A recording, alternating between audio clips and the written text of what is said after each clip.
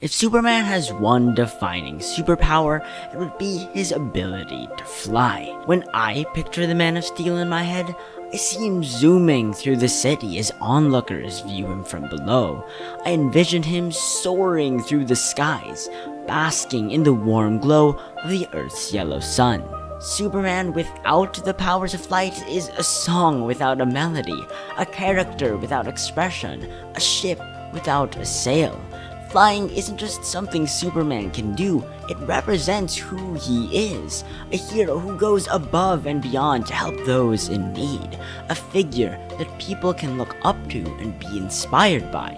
It's such a core part of his character that Richard Donner's Superman movie in 1978 was heavily marketed with the promise that you'll believe a man can fly. The poster didn't even have Superman in action.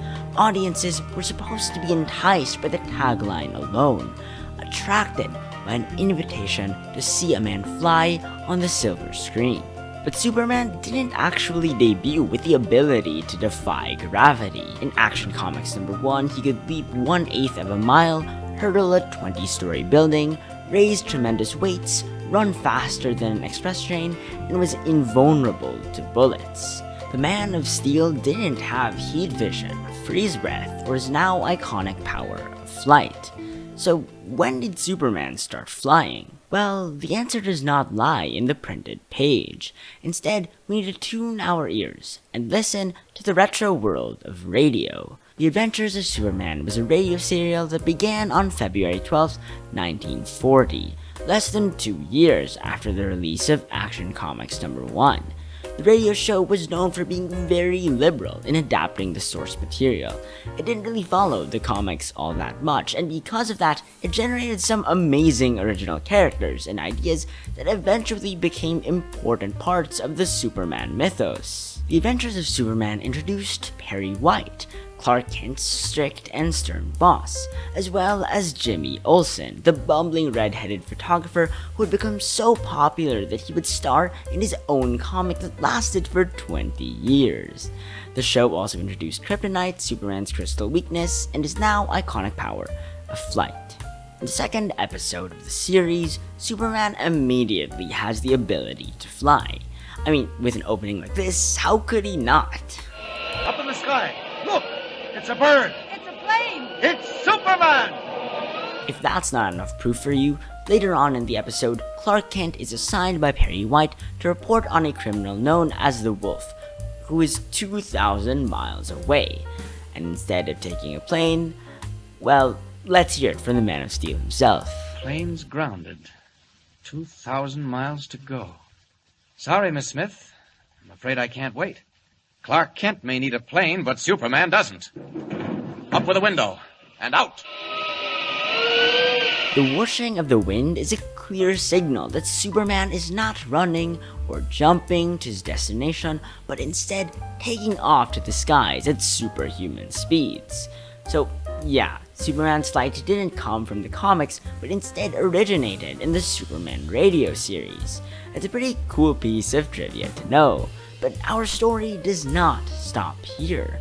While the radio show introduced the Man of Steel's ability to defy gravity, the first time we see Superman fly isn't in the comics either. I mean, there was the time artist Steve Nowak accidentally made Superman fly, even though he shouldn't have been able to, but we're not counting that for this video. The first time we see Superman fly, as intended by the creators, is in the medium of animation. In 1940, Paramount Pictures acquired the rights to adapt Superman into a series of animated adventures, which they assigned Fleischer Studios, the company behind the Popeye and Betty Boop cartoons, to be at the helm of. Now, Dave and Max Fleischer, the two brothers heading the animation studio, did not want to take on the Superman project. Not only would it be a taxing task to adapt the more realistic world of Superman into the medium of animation, but Fleischer Studios wouldn't receive any of the profits from Superman merchandise being sold because it was owned by DC Comics. So they gave Paramount Pictures an offer they would definitely refuse, $100,000 per film, which was 4 times the budget of the average Popeye cartoon in the 1940s. Shockingly, Paramount was willing to negotiate, and the first few animated Superman shorts were created on a $50,000 budget, which equates to around $1.1 million today, adjusted for inflation. And oh boy, does its budget show. Even by today's standards, the Fleischer Superman cartoons are extremely impressive. I mean, just look at this thing. Compare this to the stiff superhero cartoons of the 60s and 70s, and you'd admire just how fluid and smooth the animation is in these Superman shorts, even capturing subtle movements and character expressions.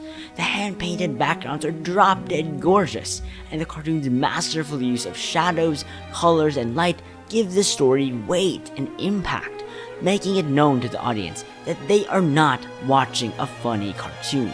They are watching Superman do the impossible, and there's nothing more marvelous than that.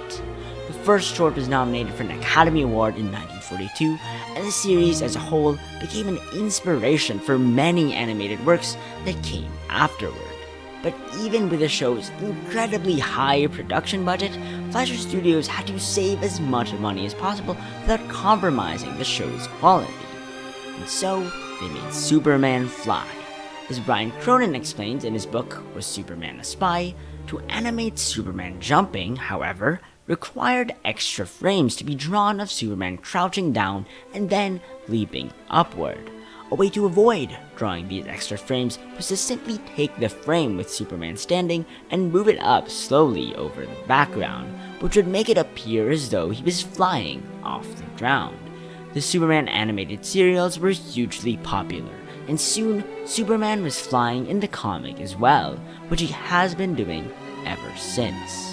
While Superman's ability to fly in the animated serials came about because of cost-cutting measures, it ended up improving the show's action sequences. Superman can now chase flying robots through the skies, stop planes from crashing to the ground, and save Lois Lane in the coolest ways possible. And we owe this animated show and the radio serial for Superman's first official flight in the comics, which finally took place in Action Comics number 65 in 1943. What I find amazing about the origin of Superman's flight is that it's a perfect demonstration of the symbiotic relationship between comic books and their various adaptations. Superman could not fly when he first appeared in the comics, but because the radio show and animated series had him gliding through the air and defying the laws of gravity, Superman in Action Comics ended up gaining the powers of flight as well, and flying has since become a core part of his character. Superheroes are not only shaped by comic book writers and artists, but also by the visionaries that adapt them to different mediums, whether it be in film, animation, or the world of video games. And sometimes that's to their detriment. Occasionally, characters are tarnished in adaptation, leaving fans of the source material sorely disappointed and the general audience misled by the inaccurate depiction. Sometimes the business side of these superhero adaptations can lead to characters being pushed away from the spotlight. But at their best, comic book adaptations can create the most iconic iterations of characters yet. They can polish up the source material, generate new and interesting ideas, and lift heroes up to even greater heights. My name is Josef Suk, and I will see you in the next one.